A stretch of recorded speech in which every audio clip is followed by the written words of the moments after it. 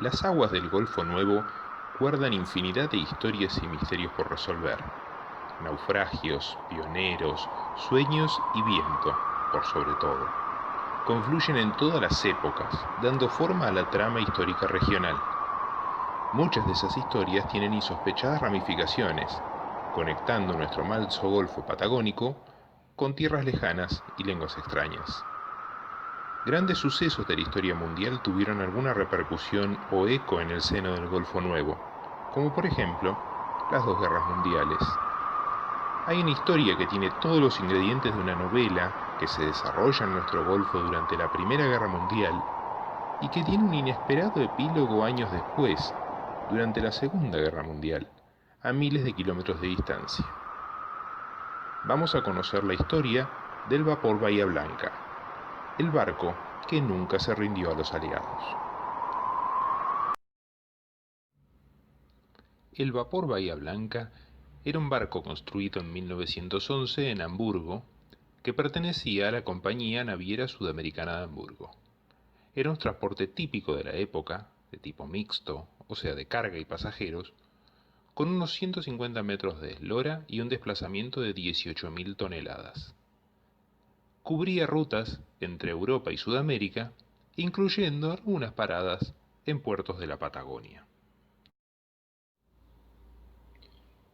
El 28 de junio de 1914 se produce el atentado en Sarajevo que cuesta la vida del archiduque Francisco Fernando, heredero de la corona del Imperio Austrohúngaro, y de su esposa, la duquesa Sofía Chotek.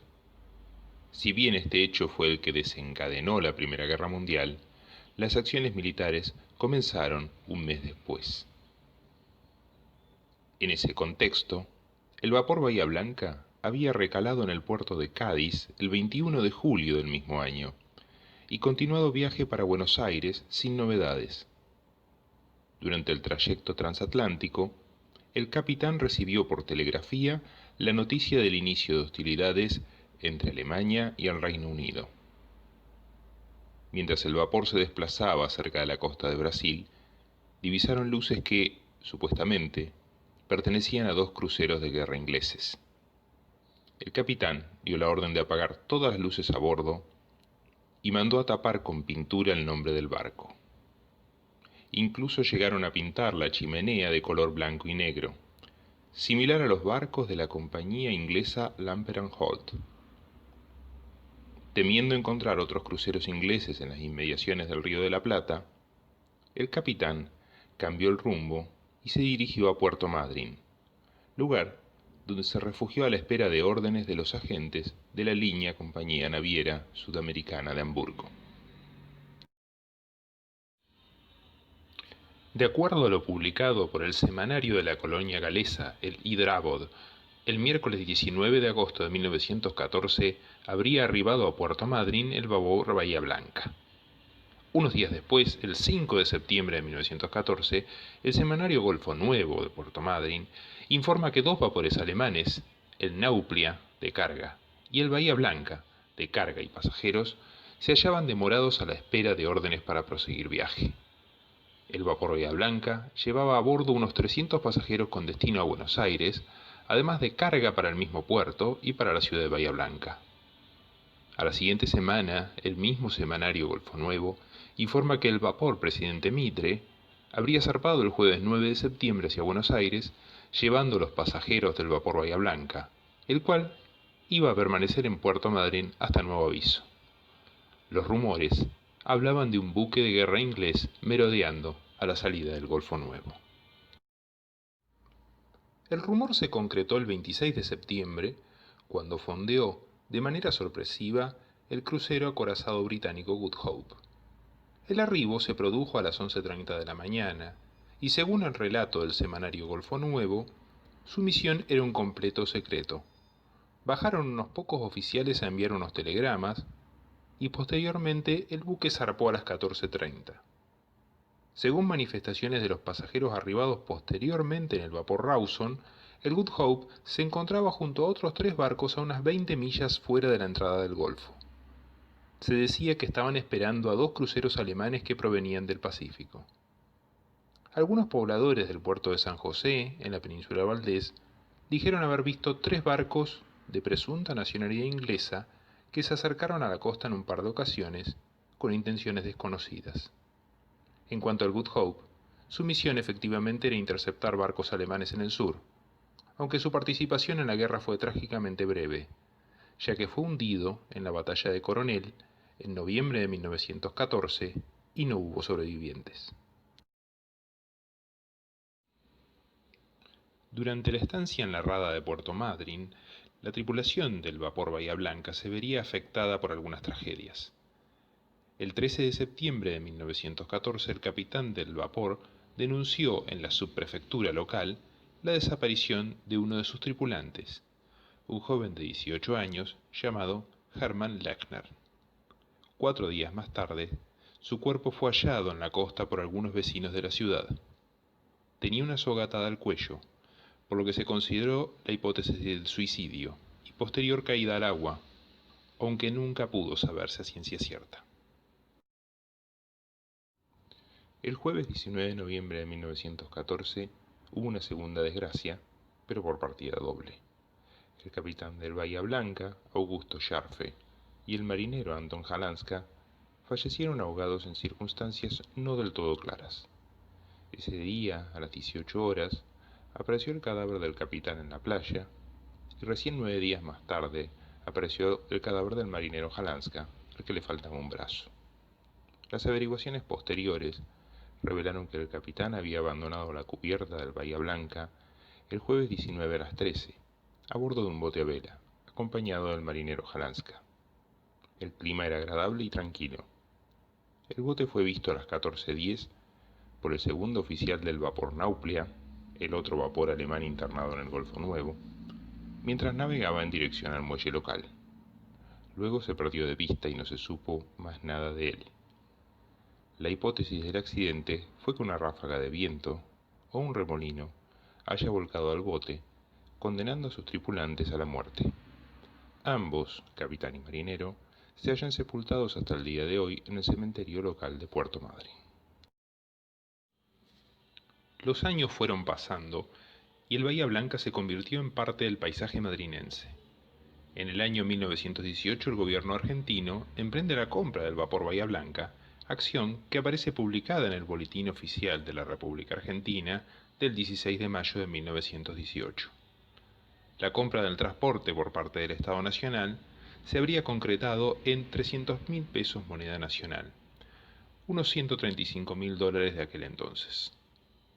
Algunos periódicos europeos denuncian la venta del vapor a la República Argentina, diciendo que los aliados no reconocen esa transferencia de bandera y que la venta de vapores alemanes se debe a la necesidad de recursos de la maquinaria de propaganda alemana en Argentina.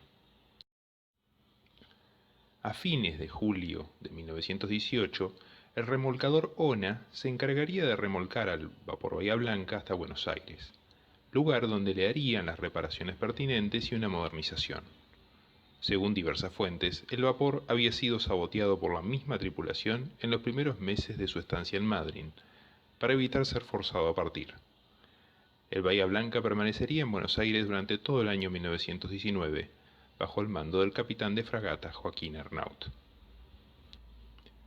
Recién en enero de 1920, el ministro de Relaciones Exteriores de la República Argentina informa que el vapor Bahía Blanca puede navegar libremente por todo el mundo sin ser molestado, ya que las potencias vencedoras de la guerra reconocen la compra por parte de la Argentina. Su primer viaje comercial lo hace ese mismo año a Filadelfia. En el año 1921, el vapor Bahía Blanca, ya con bandera argentina, participó de un experimento de transmisión telefónica transatlántica comunicándose con la estación transmisora de la compañía Telefunken, emplazada en Nauen, a pocos kilómetros al oeste de Berlín. Según algunas revistas especializadas de la época, la comunicación se entabló con una potencia de solo 30 kW en la antena de Nauen, y se escuchó en el vapor Bahía Blanca hasta 2.400 km sin amplificación y hasta 3.000 km con audio y amplificadores de baja frecuencia con 2 válvulas. Entre 1920 y 1931, el Bahía Blanca realiza numerosos viajes a Estados Unidos, Europa y la costa patagónica. No se reportan mayores incidentes, apenas una avería en sus máquinas en 1929, que lo deja varado en Bahía, Brasil, para lo cual requiere de la asistencia del remolcador Querandí. En 1931 efectúa un viaje a Europa, llevando las tripulaciones para los cruceros Ara Almirante Brown y Ara 25 de Mayo, que se estaban construyendo en Italia. De regreso, trae carbón para la Armada. Posteriormente pasa a situación de desarme en Puerto Belgrano, condición que se mantiene hasta 1935.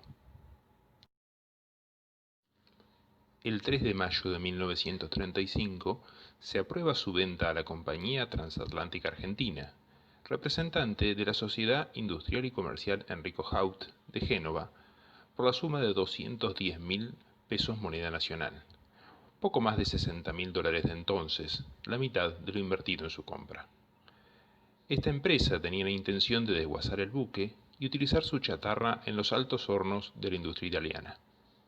Fue remolcado hasta Génova, pero el desguace nunca se produjo, porque en esos días estalló la guerra entre Italia y Abisinia.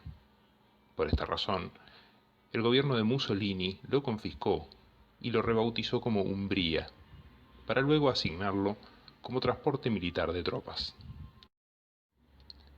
La última travesía del vapor Bahía Blanca, ahora llamado Umbría, comenzó el 22 de mayo de 1940. Luego de cargar material de guerra en puertos italianos, se dirigió a los puertos de Massawa y Assab, en el África Oriental Italiana. La nave, al mando del capitán Lorenzo Muisán, llevaba en sus bodegas más de 6.000 toneladas de bombas y explosivos, 100 toneladas de armamento diverso, más de 2.000 toneladas de cemento, 3 Fiat 1100, motocicletas con sidecar, entre otras tantas cosas. A principios de junio de 1940, el Umbría atravesó el Canal de Suez, ante la atenta vigilancia de las fuerzas británicas, que eran conscientes de la inminente entrada en guerra de Italia. El 6 de junio, el Umbría continuó la navegación por el Mar Rojo, aparentemente en libertad. Cuando parecía que todo iba a salir bien, fue interceptado por el crucero neozelandés Leander y la corbeta británica Grimsby.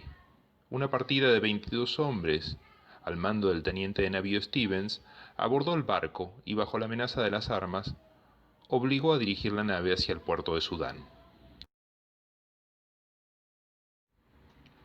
A las 18:15 horas del 9 de junio, el capitán Muisán escucha en su pequeña radio privada un anuncio emitido desde Addis Abeba que anuncia que Italia declarará la guerra a las 19 horas y que las hostilidades darán comienzo a las 24. Inmediatamente, el capitán convocó a 3 de sus hombres de confianza, los puso al tanto de la situación y decidieron que había que hundir el barco antes de que fuera incautado por los ingleses. Mientras Muisán distrae al teniente Stevens, el ayuda de cámara Danilo quema todos los documentos importantes y el primer oficial Sarli, junto al jefe de máquinas Costa, abren todas las válvulas de entrada de agua, inundando el barco. Para cuando los británicos se dan cuenta de lo que está pasando ya es tarde. A las 19 horas, el Umbría comenzó a inclinarse y tanto italianos como ingleses abandonan el barco. 2 horas después, el Umbría desaparece de la superficie, privando al enemigo de su preciosa carga.